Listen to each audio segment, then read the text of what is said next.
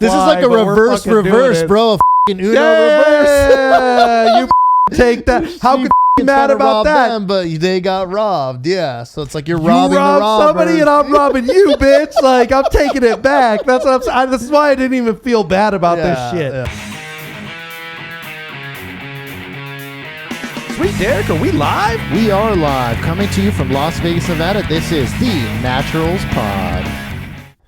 Welcome to this episode of the Naturals Pod. As always, I'm Uncle Kyle. Seated next to me, Sweet Derek, the producer. What up, Natties? So we're getting back into the personal stories, and tonight I'm not even gonna leave you in suspense. I'm gonna talk about robbing someone or multiple individuals, actually. Like, and at the end, we're going dark right away. No. Immediate take is like, oh. So Uncle just Kyle's a piece insider of shit. fucking producer. Sometimes Kyle says he's got golden ideas and he doesn't fucking tell me what the idea is until we're in it. So I do not. Sometimes you need to be a passenger in the ride, and I just see them genuine Sweet Derek reacts. Now the hood makes sense, dude. Okay. So right off the top, I need to address something first and foremost that has been so fucking hilarious that Sweet Derek and I have been talking about the last couple days. So Las Vegas, Nevada, party capital of the world, arguably. Gambling, entertainment, food. Yeah, I think it's fair to say that. Experiences, I mean, in the world, strip clubs, debauchery cocaine, clubs, go wild. Pool parties, like yeah. So for the crowd that's into psychedelics, they recently legalized or not even, I wouldn't even say legalized, decriminalized here, magic mushrooms. Shrooms. All right. Shrooms. Yep. For those of you who are in the circle of psychedelics. But anyways, we're going to try these for an upcoming pod, but they sell these at the fucking gas station, Natties. Look at this. Look at the packaging too. It's fantastic. But this was literally at a gas station. I was going in to get some gas and a couple drinks, and right above the blunt wraps was just magic mushroom gummies. And I was like, say like microdosing and shit, which also just feels like a bullshit lie. Like, that's not for microdosing, dude. oh my God. I mean, for some people it is. I'm going to have you throw up a picture of this, and I did something on the socials too. But if you look at this, it gives instructions on the back. 1 to 3 day at the office, which is like, it just puts you in a pleasant mood, which I will admit, like if you have a couple of these, it just makes you feel great. I'm not advocating for this. I need to be perfectly honest with you. This is me doing this as an individual. I'm not encouraging you to do this. However, well, I saw him on it last night, and you were Mr. Smiles, dude. You seemed I like was. you were in the good zone, dude. You're like, I'm fucking doing great. So, well, it took a while for it to it took essentially 2 hours essentially for me to hit the trip, because it says on here you need to take, there's 15 in a pack. This is by Trey House. I don't know. The other one that I did that I already tried them was watermelon flavor, but it says, I'm assuming 1 to 3 is the microdose range, where it's like, I just want to be a more pleasant person and enjoy my day. 4 to 6 says day at the park, which I would assume is like, if you're trying to go out, have some fun and feel a little wavy and go crazy. And 7 plus says day on the moon, and the smiley face is like melting, melting, yeah. like melt your face off. And me, listen, I wake up every day and I thrive on anger and caffeine, and that's my baseline. Like, that's what I need. Every once in a while, we want to go to a more elevated, happy place, and this was a nice option. For me personally, the mushrooms make me feel bloated, and I think it's because it's a mild food poisoning thing. I have no I don't know the science on this. I would love, and maybe we'll in the future have somebody who is a mycologist or someone who is a psilocybin scientist, so they can explain this more in depth. But really, like for me, that'd be cool actually. in the past, I had done mushrooms, the raw mushrooms where you just eat the little like strips of doo-doo jerky that come out of the ground. They taste terrible. They're not good. You would definitely not be into that. Like this, I always think of the movie Detroit Rock City, dude. When you talk about shrooms, remember that scene where they put the shrooms on the pizza? Who's in Detroit? I've never seen that fucking movie ever. What? In my life, dude? Detroit Rock City. Yeah, dude. It's based on the kid from the Terminator 2 movies. He's like a main lead in it, and they're like high school kids, and they want to go see a Kiss concert. You haven't seen it? Mushrooms? It's a comedy. Never. You've never seen Detroit Rock City? Oh, bro, we gotta watch this immediately. It's a fucking fantastic Maybe movie. we'll do a movie review. Put it on the list. Yeah. But there's a scene anyways where they because they're like, you want your mushroom pizza, and they trick like a priest that's like running the school so he can escape. They bring in a pizza with mushrooms on the pizza, and he's like, ah! He's shit. like freaking out, and then he gets out. It's funny. I mean, so for those of you out there who have never tried this shit, I feel like a lot of this is dependent upon your own mental state. I'm sure many in the community will agree with me.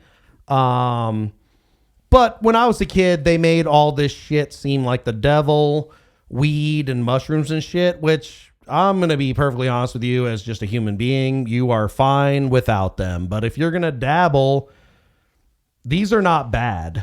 They just don't have like positive effects for me. I had a couple of followers. Our friend Chelsea told me that if you take mushrooms and make a tea out of them, it's a little more gentle on the tum-tum and doesn't make you feel all bloated and shit. I've just never been a drug guy myself. I mean, it took me a long time to even try weed. I didn't try my weed until like my mid to late 20s. Like it just wasn't even a part of my life. But there were so many stories, and I told you this off camera, that I've had buddies that do mushrooms, and they're walking on a sidewalk and they think that they're walking on a cliff, and if they fall off the sidewalk, they're falling to their death. And I'm like, that doesn't sound like fun to me. You know what I mean? I don't want to experience where I'm fearful of something that you're not even supposed to be fearful of. Like that just, I don't know. It doesn't sound fun to me, I feel like the best way I could describe this is similar to Inception, you craft your journey that you're having. These just kind of give you the push. Yeah. Like if we're in Harry Potter and they're like, if you eat this seaweed, you will grow gills and you can swim underwater and have a journey. How epic would that? I mean, we talked about it previously that I'm super afraid of the ocean open. So this. Yeah. And then reality sets in and you're drowning in the ocean because you don't really have gills. Like that. That's the dark. That's the fucking truth. I have gills and I could swim. Fucking true. You took the fucking analogy too literally. I'm just saying, like, you are the architect of your trip. Like, you got to be in a positive mind setting, and you got to do things that will make you enjoy it. Like, we had friends that sent me chill playlists that have some nice music that's very melodic and pleasing to the brain. They sent me videos of like a neon glowy tunnel that just like twists and goes down. And I'm telling you, if you're staring at your phone on mushrooms, you are diving down that fucking hole like Mario, going from level 2-3 to 2-4. Like that shit is wild, man. That is wild.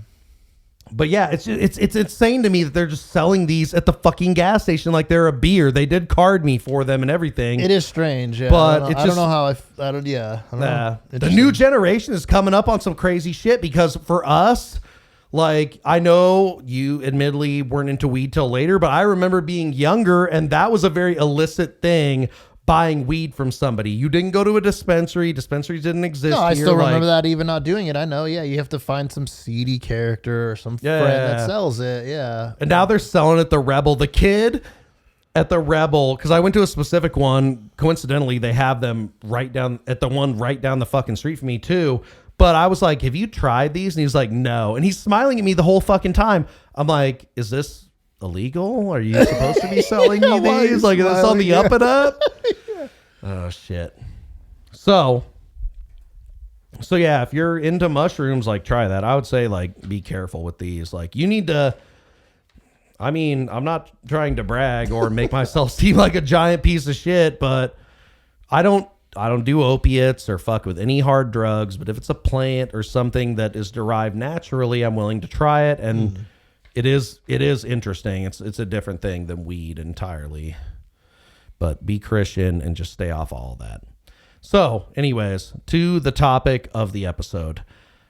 So, when I was working at Lowe's, Shout out to that. And if you haven't already, go back, watch the fucking Serial Pooper episode. It's Serial hilarious. Pooper. I had some great times working at Lowe's. We could do multiple episodes about this. Hilarious. So I met this guy particularly at Lowe's. I think we played in a home game with him years ago.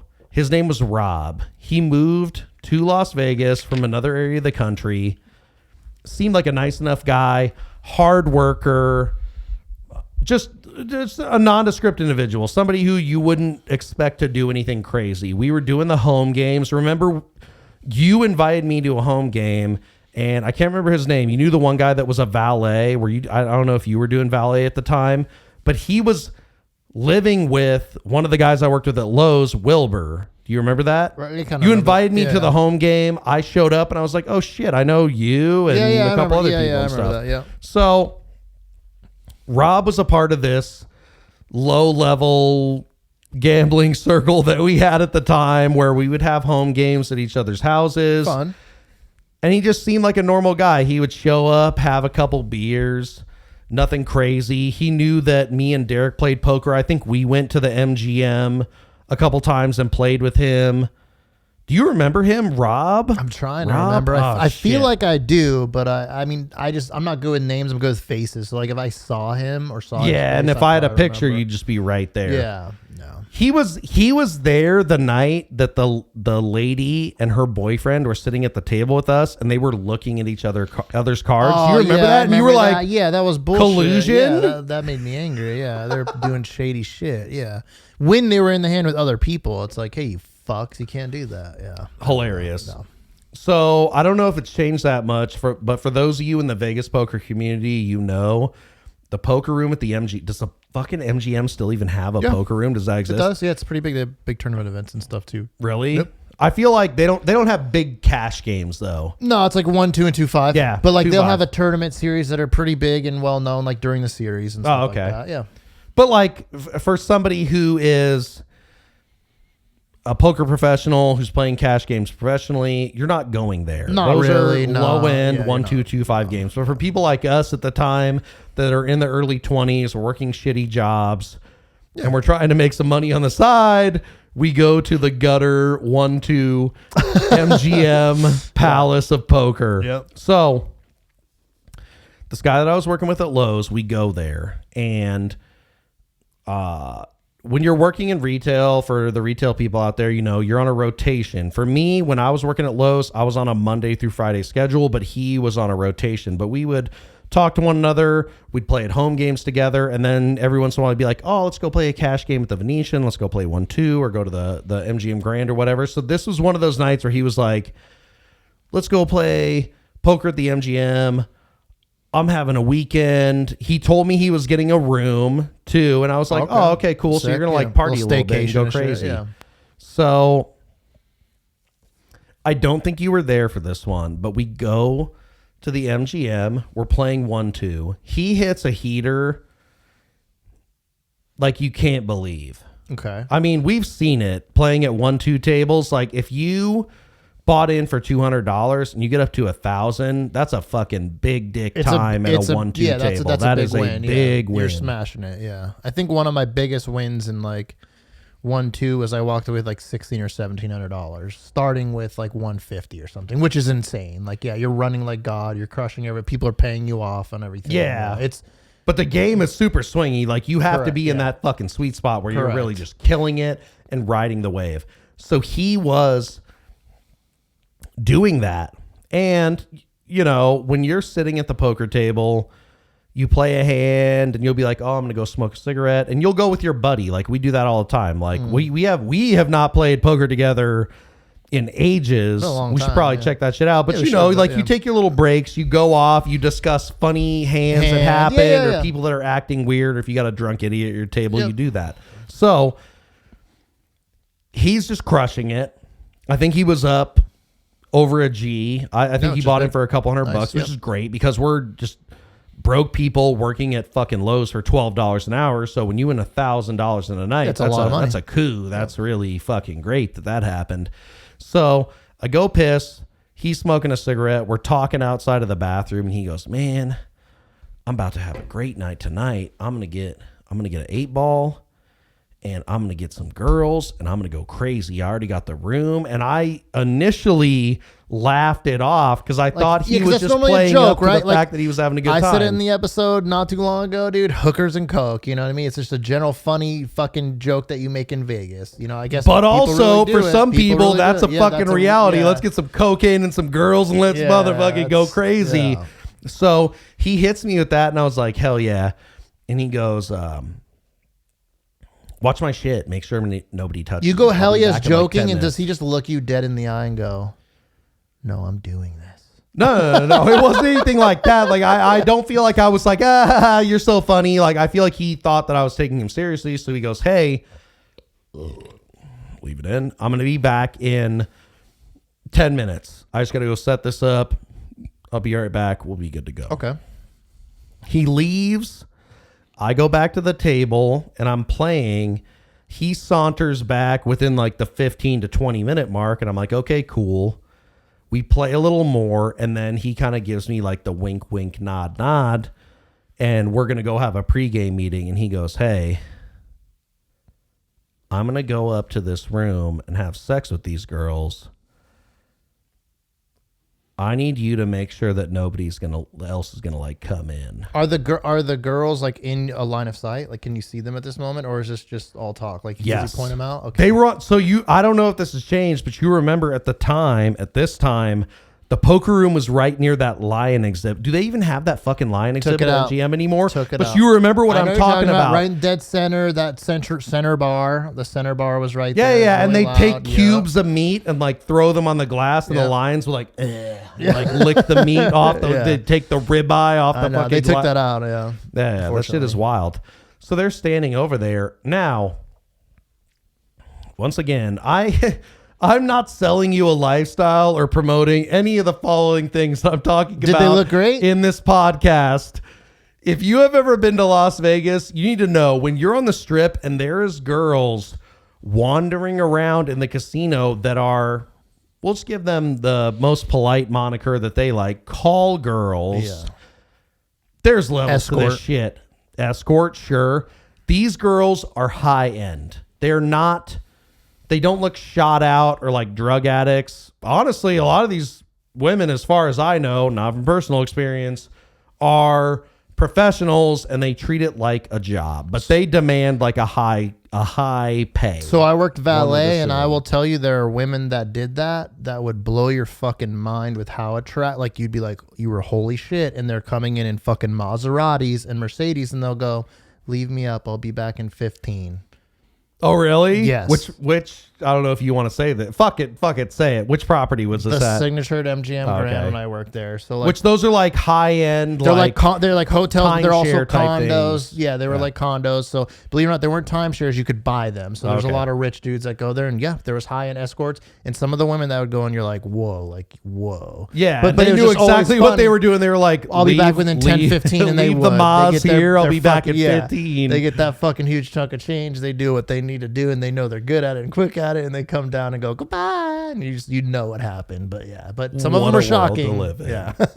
But yeah, so anyways, not that I'm promoting this either, but like there are levels to that shit, and these women were very attractive, and I was like, oh, okay, I respect it. I mean, I'm on the side that I don't shame that. I think we should live in a society where that shouldn't be so taboo and illegal. Like we pay, I think as men, not going to, like, this could be a whole nother pod too, but I think we pay for it in other ways than cash and stuff like that, and sex. Like if you want to just pay for that as a transaction, what's wrong with that? I don't think there should be anything wrong with paying for sex. You know what I mean? Me it's weird personally, that we make that as a taboo. I'm not hating on it. I just personally, I wouldn't do it.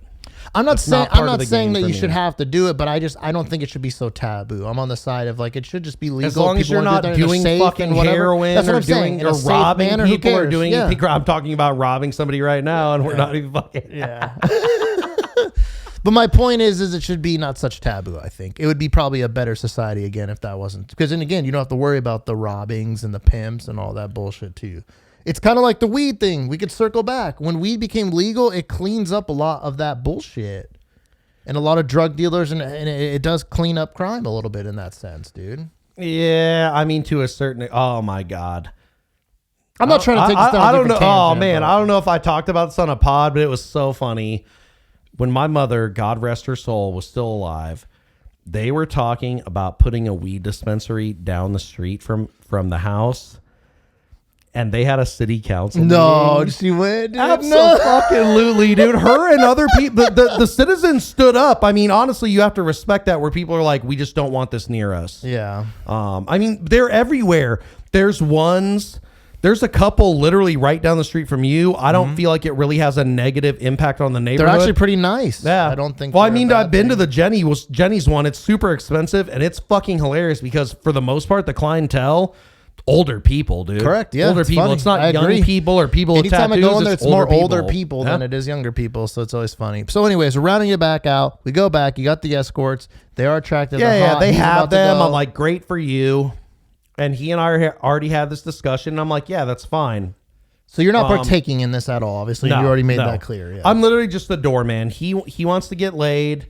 He's got it lined up. He just wants to make sure nobody's going to come in and rob him or do anything. Which by the way, happens a lot with the two girls. So like I was a hotel manager, and that's the trick.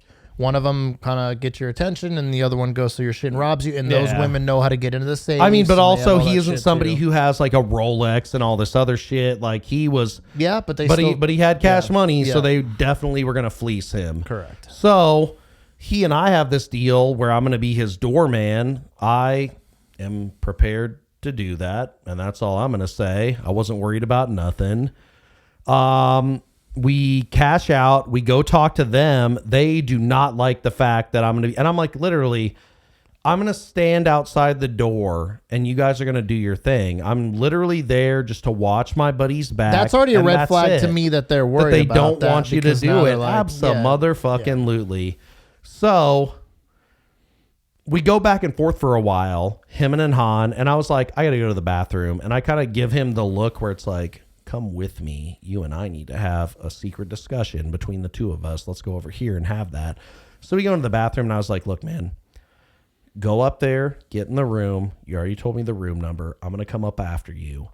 Flip the thing into the hallway so the door doesn't close all the way. So that way, if some shit's going on, I can just break in there real quick. Yeah. So when we're talking to these girls, I noticed that one of them was carrying I don't buy lingerie. I've been single for a long time and I'm not a woman. But at the time, when you bought shit from Victoria's Secret, they had like a little pink bag. Yep. It was pink. Yeah. And one of them had that. And I just thought that was odd that they each had purses. And then they had this bag from Victoria's Secret. And I was like, what's in there? Because surely whatever razzle dazzle you have on is underneath the dress. Like you're not going to go into the bathroom, do a wardrobe change, come back out and go, ta-da. I mean, that very well could have been the case. But in this situation, I was like, that's fucking weird. So he and I figured out the game plan. They went up. I went up after.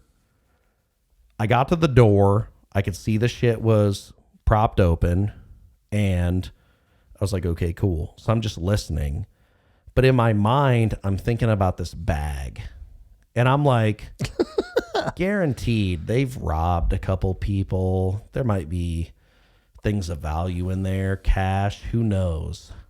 And you're hearing the good time that they're in now at this moment. It's happening. I'm not in the room, but the door is cracked, obviously, because the thing's in it. And there's giggling, and he's having a great time, and he was doing, spoiler alert, he was doing cocaine. The 8-ball was a real thing, too. They were having a great time. Everybody was doing cocaine, and the panties were flying, and they were going wild and shit. That's the extreme Vegas dream, I guess. So I'm standing out in the hall being a great friend, trying to make sure that nothing bad happens to him. But I'm just thinking about this bag the whole time, and I'm like, what's in there? I want to know what's in there. So I'm intently listening at the door. Okay. And if you've ever played hide and seek, let me tell you something right now. If you play hide and seek and you hide in one spot and you don't have a plan to move to a secondary location or kind of like move around, you're fucking doing it wrong. Yeah, I agree.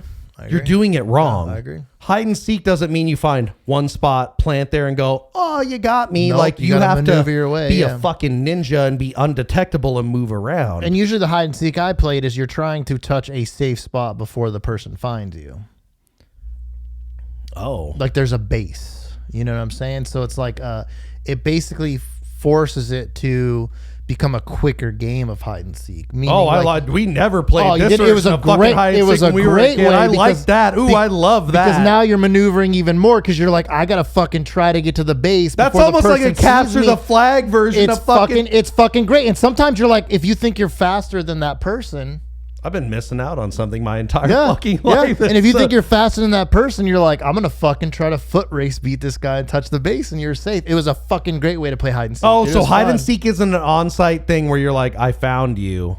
It's almost like you got to tag them. Correct. This is a fucking hide and seek tag hybrid. Yeah, it was fun as fuck. I thought this was Northern Nevada. I thought it was a fun fucking version. I thought this was a normal the hide and version. seek thing is like if you see anybody, you're like, boom, got you. So you have to tag the person, and then they're also trying to get to the base before you find them. It was fucking great. Oh, okay. So respect to that. But anyways, so I feel like you have an excellent understanding of what I'm talking about, where you have to play the game. Yes, you're manipulating. So I'm your way sitting to there areas. listening at the door. I'm not trying to be too close to the door where it looks like I'm trying to come in. Obviously, they've already seen what I look like, so I don't want to interface with either of them. I'm trying to listen and make sure that they're having a good time so I can explore the contents of the Victoria's Secret bag, but also not be discovered.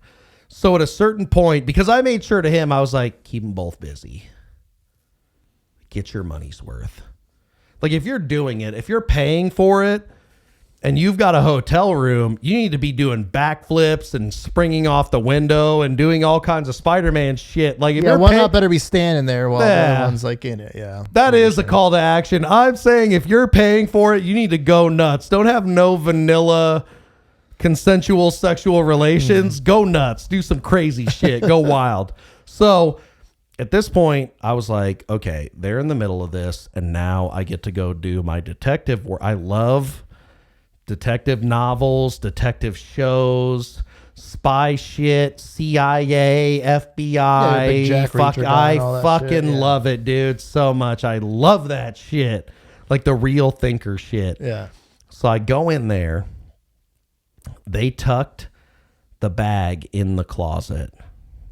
And I have a decision to make when I see the bag. Do I explore the contents here, see what they have, and pillage them? Or do I just take the fucking whole thing and leave? What do you think I did?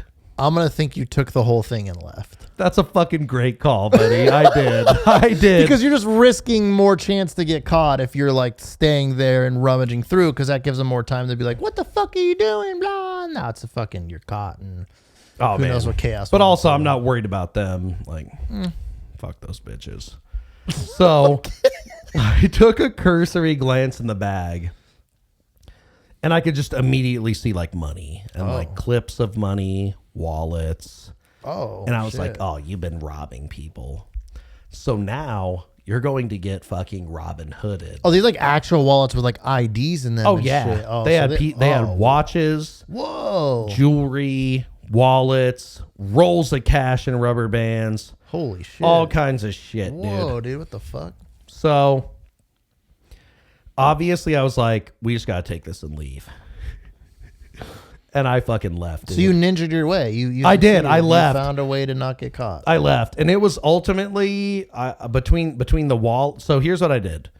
Between the wallets, the rolls of money, and all the shit, it was probably like $8,000. Whoa. So he and I just whacked that down the middle. Because I'm fair, dude. I mean, we're running this grift together. It was the one that was put together on the fly. This is like a reverse, bro. A fucking Uno reverse. Yeah, you fucking take that. How could they be mad about that? Them, but they got robbed. Yeah. So it's like you're robbing the robber. Somebody and I'm robbing you, bitch. Like, I'm taking it back. That's what I'm saying. This is why I didn't even feel bad about this shit. Yeah. So I get out of there. Here's the thing you need to know. I got out of there is that I got off the floor and I got in the elevator. But the whole time, listen, people, I don't want to be a criminal, but the world makes me analyze things like a criminal, because if I'm going to do some shit I'm not supposed to be doing, I don't want to get caught doing it. Yeah, of course. So if you have a bag full of money, Derek, and you're a human being who understands the value of money, what's the first thing you want to do? Like, meaning, so you kind of lost me in this, like how to get the money out of the bag to conceal it and not look so obvious? No, but what do you want to do with the money? You're like, I have a bag full of money in my hand. What do you want to do with it? As a poker player, gambler, person who likes money, what are you doing with it? Gambling? You want to fucking look at it. You want to count it. You want to know how much you have.